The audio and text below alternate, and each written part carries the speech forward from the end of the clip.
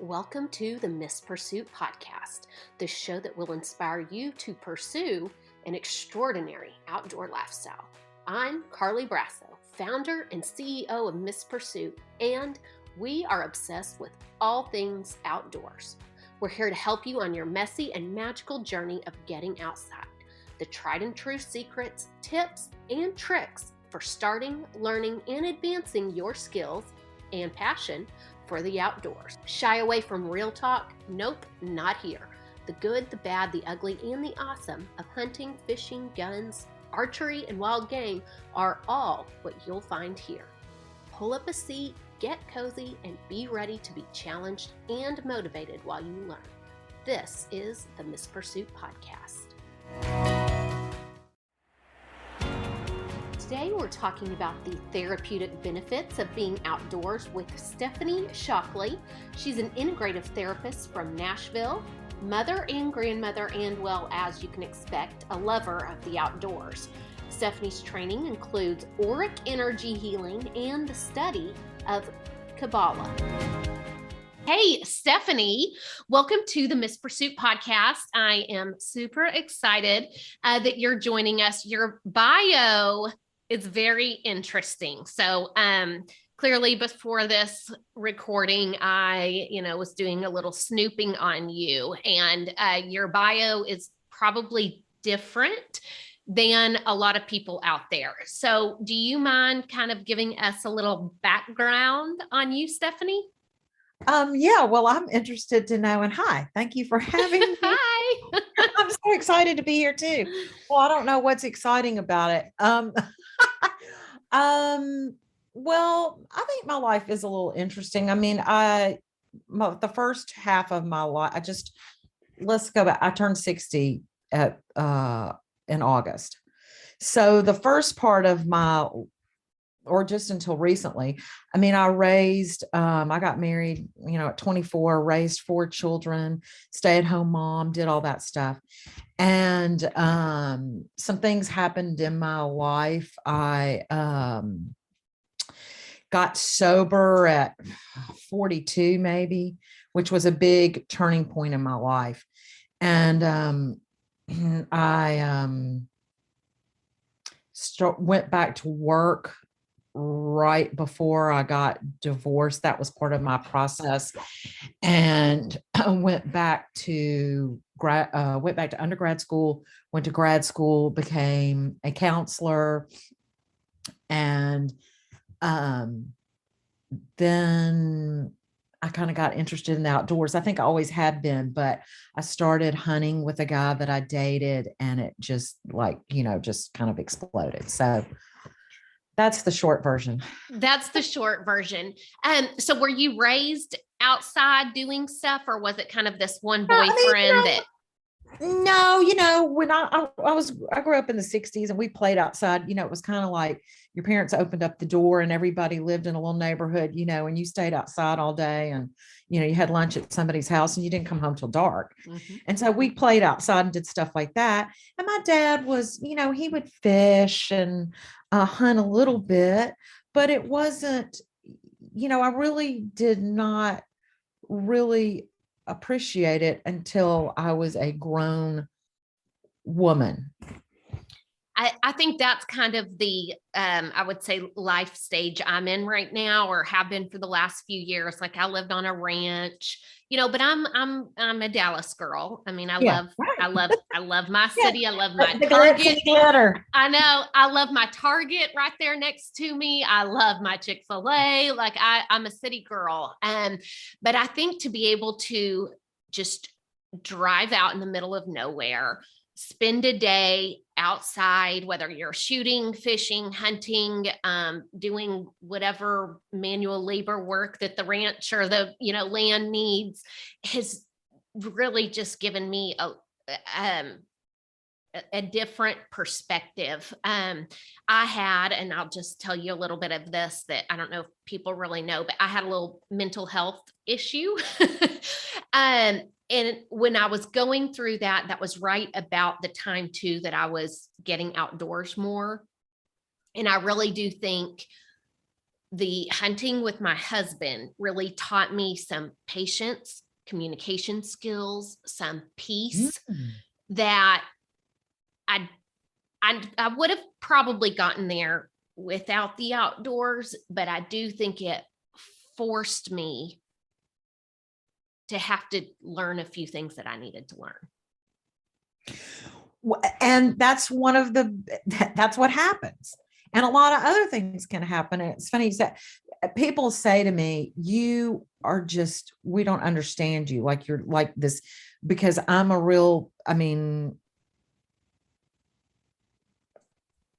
was a socialite, I was, my first career was going to be in fashion, and I did retail. And so they're like, how can this prissy girl be this girl that, drives tractors and gets dirty and does all these things? And it's like, you're just so fascinating. It's like, well, can't we be all of those things? And Do we have to be labeled and put in this box? You're this or you're that, or I'm all of those things. I like that. I think sometimes I feel I'm in a box, even though I like other things. And yes, I think we're taught to believe, especially as women, I don't want to get too much into that, but that you're either or. You're either a working mom or you're a stay-at-home mom. You're either a city prissy girl and or you're an outdoors tomboy. You are one or the other. And I think we have to fit in that box because that's kind of your choices and I think I've seen a little bit as I'm about to turn 36, but having a little bit of this eye opener of, life's not so black and white, and I can be a little gray if I want to. Right. And we're put in those boxes, and we have to realize that we're much more than that. And I could speak more to your to the outdoor. I think we're going to get into some things, but I'll wait to give. We're jumping all around. I do have my skill on all the great things of the benefits of the outdoors. I know, and I have my script here, and I haven't asked you really one question. So okay. I know I do want to go though, and you're going to have to correct me in a little ignorance here, but in your bio, your training includes auric energy healing and the study of the Kabbalah. Am I saying all this right? Mm-hmm. Mm-hmm. Okay. Auric healing. Auric healing. That's our energy field that we have. And there's layers of it. There's different kinds of energy, and I have a hard time describing this because I go on feeling, which is why energy is great for me, because I can feel energy. And you can feel energy too. Sometimes we don't. We have to learn how to tap into that, right? It's like sometimes even if you put your hands together slowly, and you bring them together, you can feel a force there, like putting your hands together, like to clap or something. But if you push very slow, you can feel an energy there. And we have this around us. And we have, I'm sure you've heard of chakras. Mm-hmm. Okay. We have 7 main chakras, and they are vortexes, and they spin. Hopefully they spin. If they're working properly, they spin. But that's what energy healing is about. Sometimes they get closed up. Sometimes they spin in reverse. And there's a reason for that, because they protect us. They're attached to our emotional system. So my chakras, which is fascinating. I mean, I could go on and on and on about this, and there's no way I could explain it to you in this short amount of time. But the idea is, if we have a healthy energy field, then we are more open to give and receive in a very healthy way. See, I love all this. Like, I will dabble in my info on it, but have never gone more. Okay, so probably my. So I can, and this happens, and I think you had a question for me about this, but it can happen. It can happen in a lot of different ways. But my study, and Kabbalah is, we'll go on to Kabbalah. Kabbalah is an ancient Jewish teaching. There's nothing written about it. It was passed down from these these guys, centuries ago. And it is energetic teaching as well. And Kabbalah means to receive God. So that's really all it means. And so it kind of goes along with the energy healing to bring in through our crown chakra, which is on the top of our head, to receive the divine and let it fill us up. Oh my gosh, this is interesting. And that's connected to the tree of life, which I'm sure everybody's heard about, but they don't really know what that is. But so in my training as an energy healer, two things, I could put you on the table and I could, without even touching you, which typically we don't, except for light touching, I can kind of feel your chakras and see, what's going on with them. This means I have to have a really clear energy field. So that means I'm always working on myself because I don't want my energy field to get in the way of yours. I want to be able to read yours. So mine has to be as healthy as it can be. So I'm always working on that so I can show up for my clients, right? So I could do that and put you on the table and say, oh, well, your second chakra is closed. Oh, your fourth chakra is closed. Let me do a little work on that. But I can also use that in my talk therapy when I'm sitting with a client and maybe we're trying to work something out and I want to get myself again really clear, but I'm connecting to your energy field and I'm kind of getting maybe messages would be the best way. And I'm thinking they're yours, thinking they may not be mine, but I'm tossing out some stuff. So trying to match or connect to you in a way where I can sense what's going on with you, maybe even if you can't, to kind of facilitate that and have you find your answers through my questions. I love it. So when did you realize how important the outdoors are, not to you, but just to everyone's health and well-being and our energy? And you correct me if I'm saying things, if I'm not wording it the right way. Well, no, you are wording it correctly. Well, I think it first did have to kind of start with me to appreciate that. But again, if we want to go back to the energy, the earth is grounding and has a, force to it.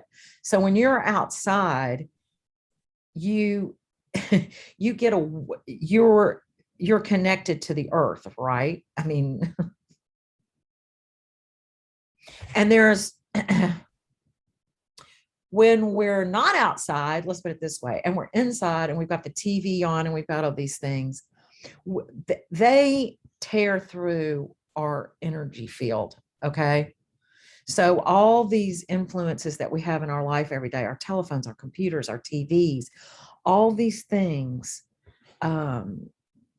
affect our energy field. So when we're outside, we're connected to that, where that comes from the earth, from that hot molten that's in the center of the earth that creates all this beautiful energy that we have out in the wilderness. And that gets so stifled with us just constantly indoors. And because also there's a vibration level that we have, and when we're inside or when we're around all this technology, that's a much lower vibration. When we go outside, it's a much higher vibration. And the higher our vibration, it's connecting us more to the divine, to the spiritual, to the up there. To up there, whatever that is, because, and I'm saying that because everybody, I don't want to name, necessarily, some people don't want to use the word God. And some people, nature really is their God. And I think that sometimes that's how we find God or the divine or the creator, or, it's hard to be outside and not think that there's a creator, something bigger than us, even if you say, I don't believe in God. It's hard. You can ask people that. There's too much miracles and beauty to not be, right? It's so weird, like the typical sunset, right? And it's, oh, sunsets are beautiful. When you are sitting outside and you just watch a sunset, it is hard for me to believe that there is no God, or, these things like whatever your personal beliefs are. Mm-hmm. When you're outside, and this is how I felt also about having kids. For me, it was like this, the way that life happens in all of the craziness of your body and your this and the way, I was like, God, how can there not be something more than just us?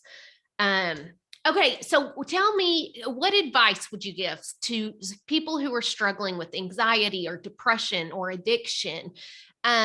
How does your training and the outdoors and energy, how can someone have a better quality of life who may be struggling with some of those issues? That's a big old question. I mean, let's go big or go home. Well, you are from Dallas. Everything's bigger in Texas, right? Right. Gosh, I mean,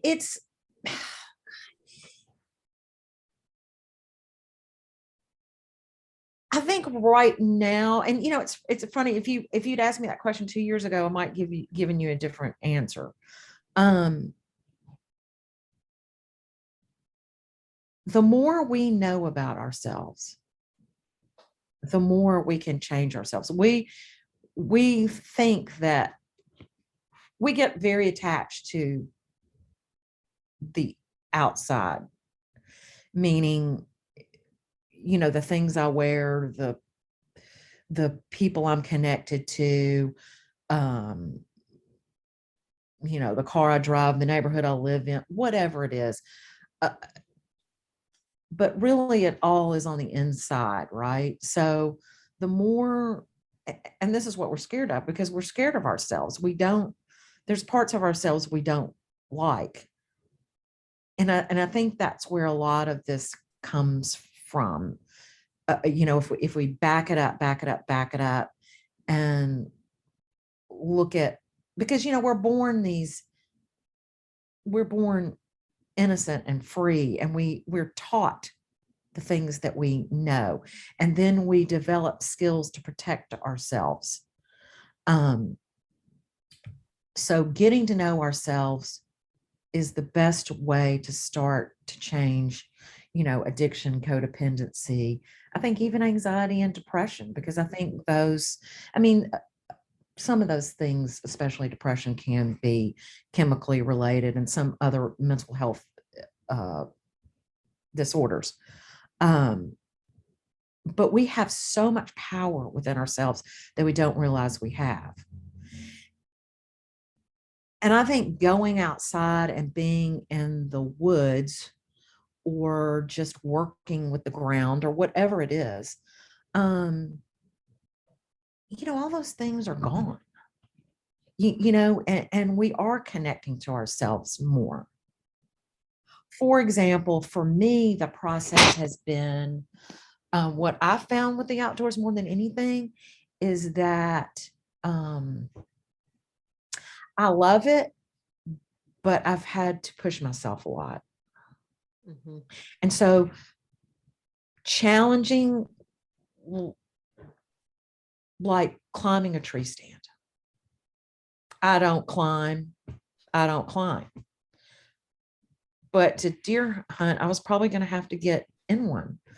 And it was a big deal when I climbed up. I mean, really, climbed up there. It's 20 feet, 25 feet, 30 feet. And I was just like, I don't like this. Mm-hmm. And, so some of these challenges started building my self-esteem and my self-confidence. Oh, I can do this. Like the other day, I was like, I want to learn how to drive the tractor. I want to help around here. I want to do some things. Well, after I popped a wheelie and then got up on two wheels, I had to drive it 10 miles from one place to the other. And I was given a few instructions, and it was just like, okay, Thank God there was an implement on the back of it, or I probably would have turned myself over on that track. Oh my gosh, that's scary. It was scary. And the person watching me was like, oh my God. I'm like, holy crap. I'm scared them more than it scared me. But, things like that, it pushes me. So, it's built confidence for me and self-esteem, which has, helped me come into myself more. Mm-hmm. Does that answer your question a little bit? Yeah, it does. So what about, this is not off topic, but it's not on the script or in questions I've asked you, but how does like hunting, so let's say the killing of an animal, affect us and or our energy or our well-being? Is there a correlation on how that can help or hurt us? Does that make sense? Well, that's interesting. And I might go back a step because, it's not just, because we'll say it's just not about the killing, right? Because there's all these, I've decided to start a log on my hunting. Like how many hours I'm out, what day it was, how many hours, what I saw, because, to go through this process, you may have, 50, 60, 70 hours into this buck you kill, right? Mm-hmm. Or this, whatever, let's just use deer hunting as an example. So there's a process to it, but I think you're starting with, you're out there being quiet. I mean, you're left with yourself. And I think this is really important because I think COVID has really made an impact on all of us. I think we can all safely say that. But I think, when we first got shut down, I think we have craved that for so long, to be quiet and we didn't know it. But what happened was my business just started booming, and I had to do it all on Zoom and meet people, not in the office, but so that was kind of challenging. But to say all this, people were like, what is wrong with me? I mean, I've got food. I can really even still have my job. I mean, there are all these people that are sick and suffering. What's wrong with me? I was like, you're still, and all your stuff is bubbling up. Yeah. You don't know what to do with it. But I think we've really wanted that because staying busy keeps us from really tapping into ourselves, right? And so hunting helps us get still and quiet. And we crave that, whether we know we crave that or not. I'm writing some of your stuff down so I can use it for my notes later. But, and that's still not completely answering your question. So the benefit is that we get to spend some time by ourselves without all those things that we're attached to. And in the process, we're like, oh, wow, look at that sunset, or look at that squirrel, and you start learning how nature works and seeing these things and going, wow, the first time I was ever, and this years ago, and we're turkey hunting and in a blind, and I'll never forget it. It was, and I'm sure you've had this experience, that the breaking of dawn, mm-hmm. that moment where the world turns on, and it's that you really can't describe it, but it's absolutely beautiful. Well, and I think that's, to me as hunters, we talk about hunting. And I think people who don't hunt or spend time outdoors or whatever, but I'm going to use hunting because that's what I do. They don't get it, right? They think we're just shooting shit. I want to put something on the wall. Yeah, we're just shooting shit all day long. All we do is just go out and shoot big bucks. And, I'm like, no, literally like maybe 0.5% of the time I hunt, do we take anything, harvest anything, kill anything, whatever word you want to put on it. We've gone from what are we going to wear to, what kind of gun am I going to use? And we've spent all this time researching all that. Then we're going into our food plots and where I'm going to hunt and how I'm going to find a place to hunt and what am I going to do? There's all these steps to it. And then all that beautiful piece of sitting there and spending all that time that I'm logging, that kill is a very small part of it. Such a small part. And I'm very grateful for that. I mean, I've got the opportunity to, I don't think there's anything wrong with killing anything, as long as I'm going to, appreciate this kill, eat this kill, and I don't think there's some people that do. I think for the most part, most hunters do, but I think there's some that don't. But it's the whole process with that. Yeah. But we're the part of our mental health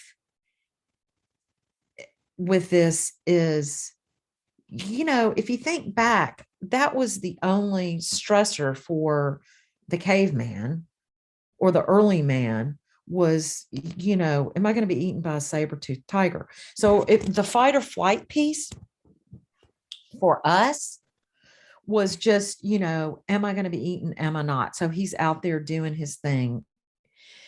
But as we developed as human beings, now fight or flight is everything. We are so amped up. We are always in fight or flight now. There's so many things coming at us. And I think that this hunting and being outside lowers this back down into, this place where we can be at some peace, and not be always worrying about what's coming at us. Yeah. Does that make sense? Yeah. Like what your phone, like to me, sometimes I'm like, oh my gosh, my phone hasn't worked for an hour. And you start getting almost stressed because our bodies and our minds are not used to not having something to see and hear and look at all day long. So to be outside, it's almost outside your comfort zone and healthy to just sit. We don't like to do it because what happens is our stuff starts coming up. And then we've got to deal with it. And we try our hardest to not get our stuff to come up. But then we go to people like me and we go to the therapist. Well, I don't know what's wrong. I'm just anxious and I'm depressed and what's wrong with me? Well, there's number one, there's nothing wrong with you, but it's this stuff out here and we've got to have the stuff. I mean, that's not going away, but it's the balance and it's the understanding what it does. But we've got to have some time to lower our nervous systems. They're just amped constantly. And so the greatest thing about being outdoors is you've lowered that tremendously by just walking out the back door almost. Mm-hmm. And I know, if you ever heard of grounding and, mm-hmm. like spending 20 minutes a day, with your bare feet in the grass. I mean, it really is connecting to the earth and your energetic field. But it's the same thing as going out hunting. We're lowering that amped up nervous system and just connecting to ourselves. Mm-hmm.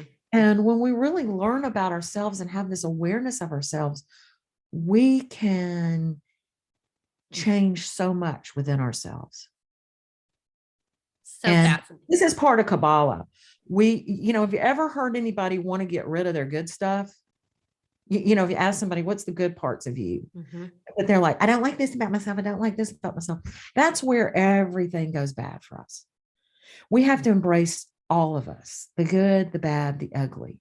It's all together. It's all of us. You can't take a part of us out. And I love that because it gives me permission to, own those things because we're human. They're mm-hmm. not going away. I feel like I need to pay you for an hourly counseling session because I'm learning. Well, so you can, and anybody can, and you can get me. I wish I was laying on your table and we were having this discussion and I was like in full counseling session mode with you, Stephanie. So what have we missed? What do you wish people knew? What did we not cover? I don't know if we're gonna, if we're just gonna generally talk about mental health, and I know we're connecting it to the outdoors. I would just say, just be aware.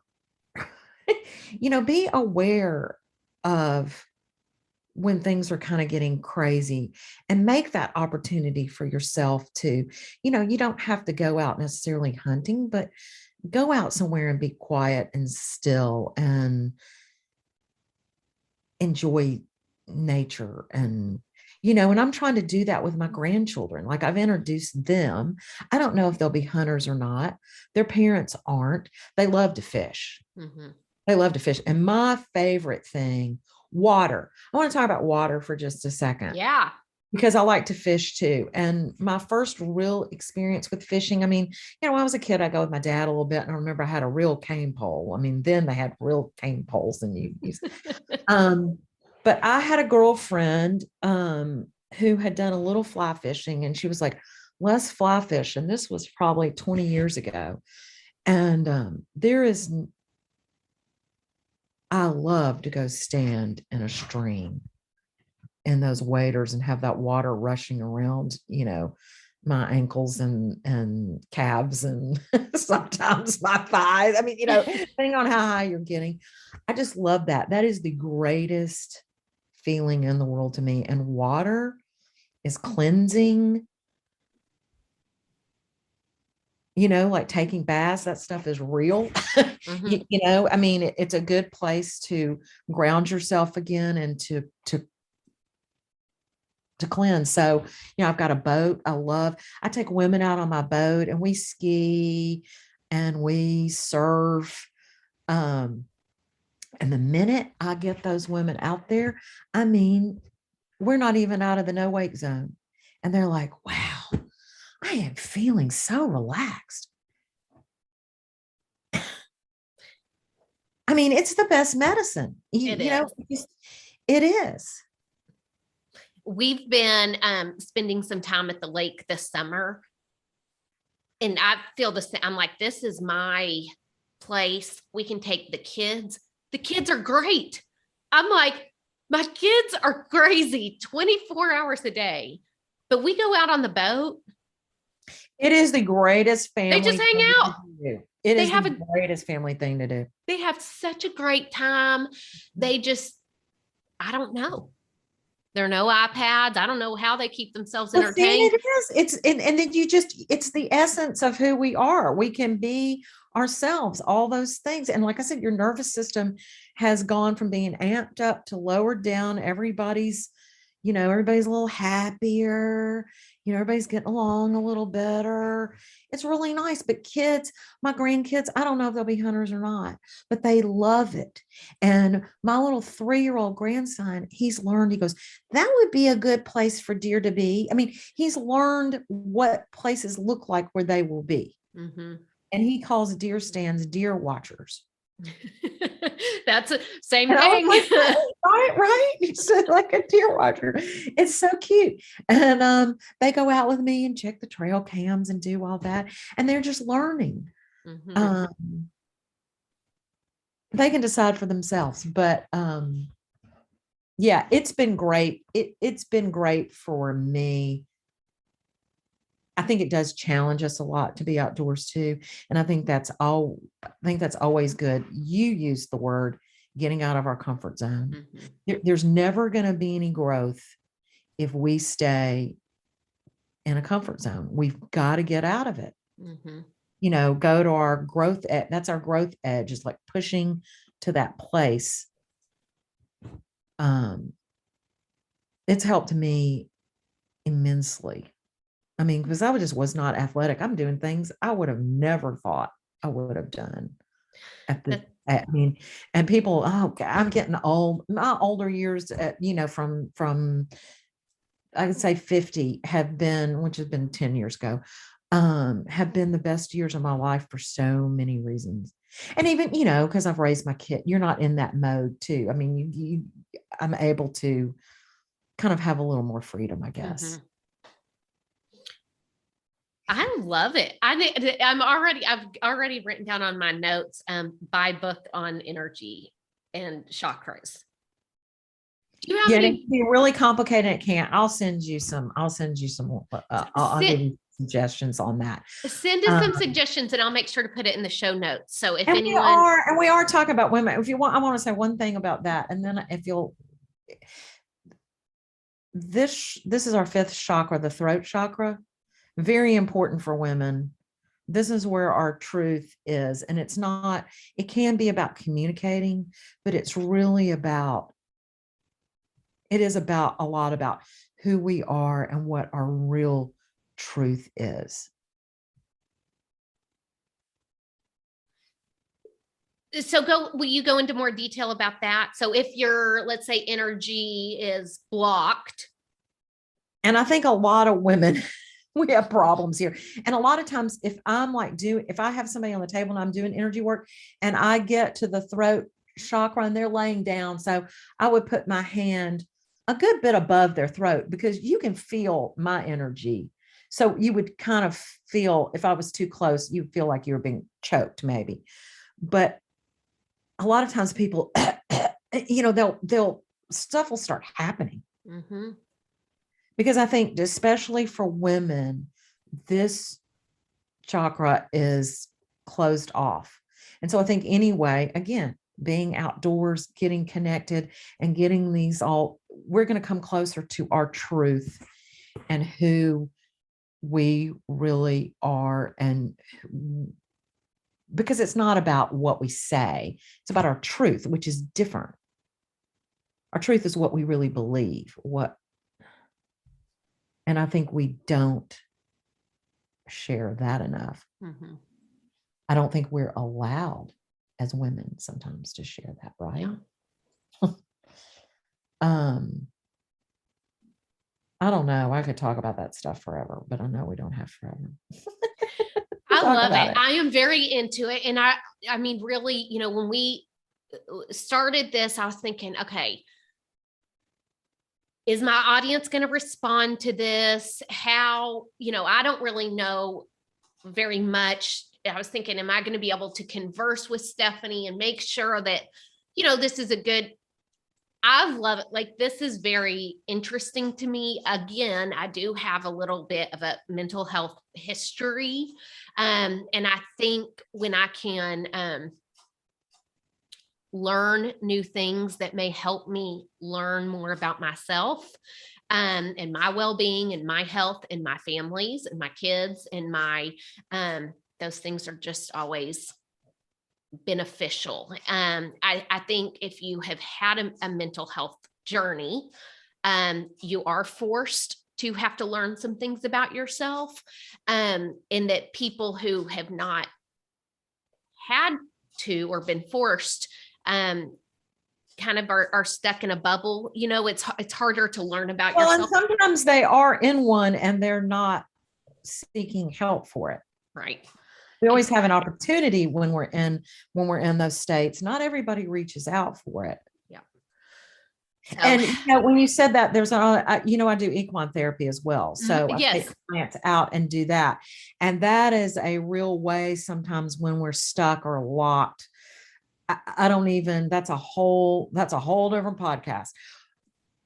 But it's amazing with a little prompting and maybe just some kind of little exercise that we put out in the ring, what can happen out there. Mm-hmm.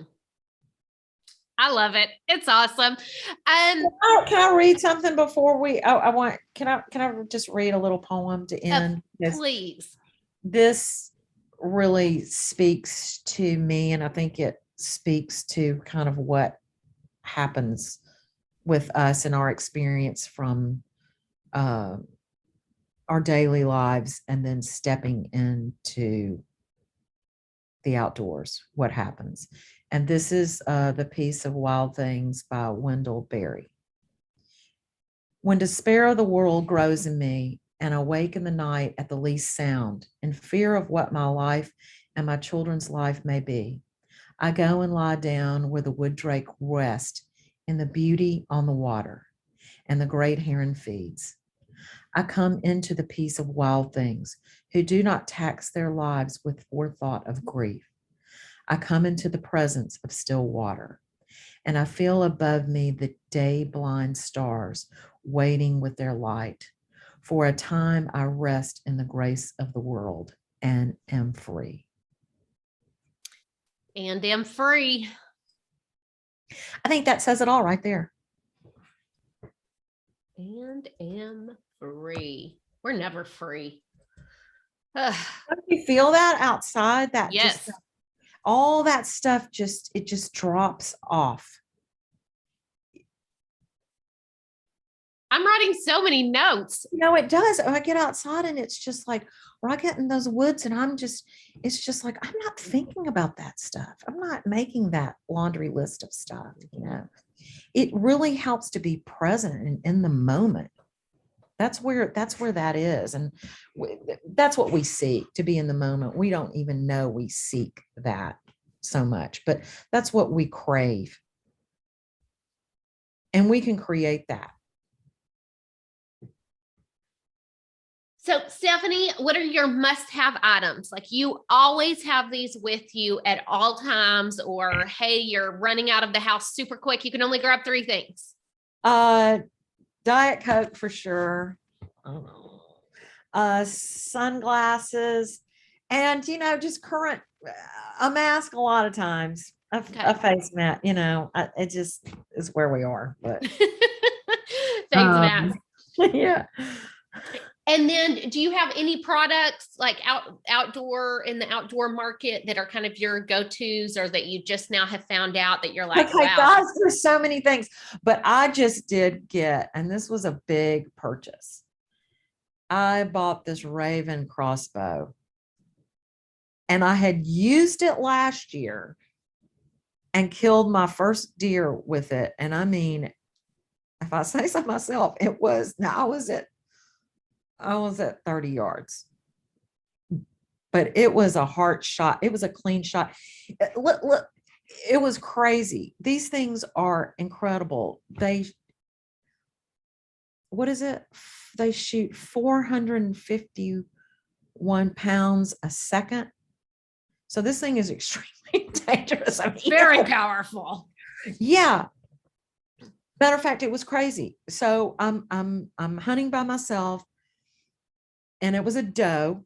I shoot this doe and she jumps off. And so, this was my first kill, right? So I'm like, whoa, what's going on? But I kind of saw it. But then when you asked me what happened, I wasn't quite sure.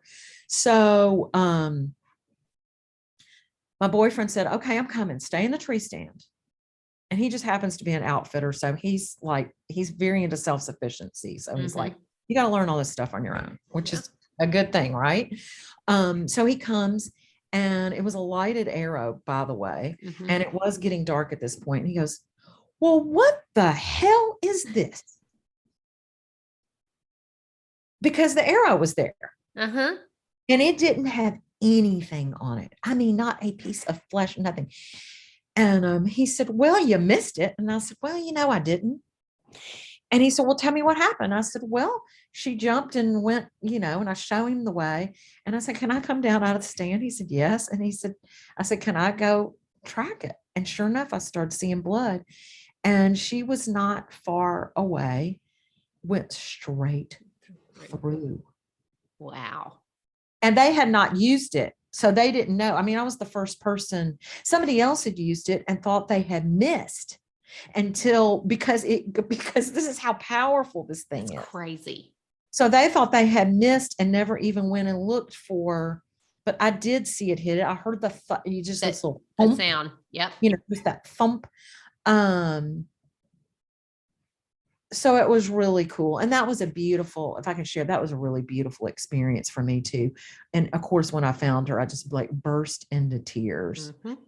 And, just the gratitude for her and what she's going to provide for me. Yep. That was the best meat I've ever had. She was very young, so it was tender meat.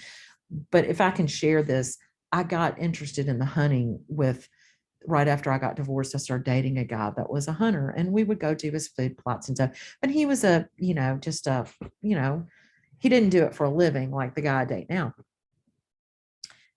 Well, this sweet man that I'm with now, he looks over and he said, I'm really proud of you. And I know that your former boyfriend would be too. And I was like, wow.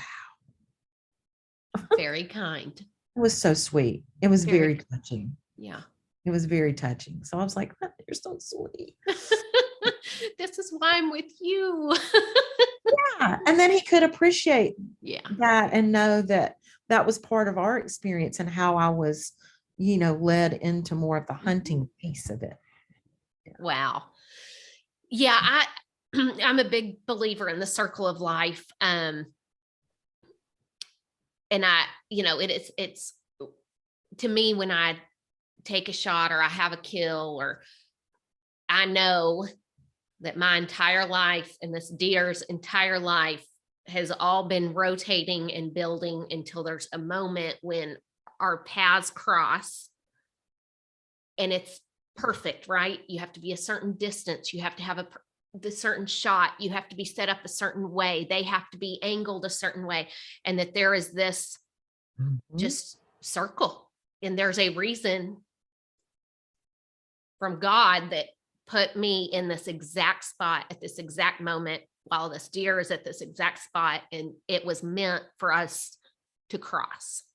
And sometimes I've kind of shifted from the reason or the thing to the meaning. There was a meaning in this for us, maybe a lesson or a something, but yes, but that we are meant to be together at that point in time, right? Yeah. I love that. Thank you so much for joining us today. I am very intrigued. Thank you. Really. I mean, the therapeutic benefits of being outdoors and the information you shared is just priceless. Thank you. If anybody needs, really does need some mental health help, they can reach out to me. And I think you have my links and stuff, but I would be more than happy to help now that we're in the world of, being able to do this telehealth. You can be anywhere. So that's the nice piece. We don't have to be in person anymore like we were. So give us your call to action, Stephanie. Tell us the website or social. How can anyone reach you? I think the easiest way, I'll just send you to, because there's a lot, the estuary.org, and just the estuary goes together. And I don't know if a lot of people don't know what an estuary is, but it's where, waterways flow into an area that like Apalachicola Bay is an estuary. I don't know if you know where that is. It's in the panhandle of Florida, but these rivers and stuff run into it, and it's rich in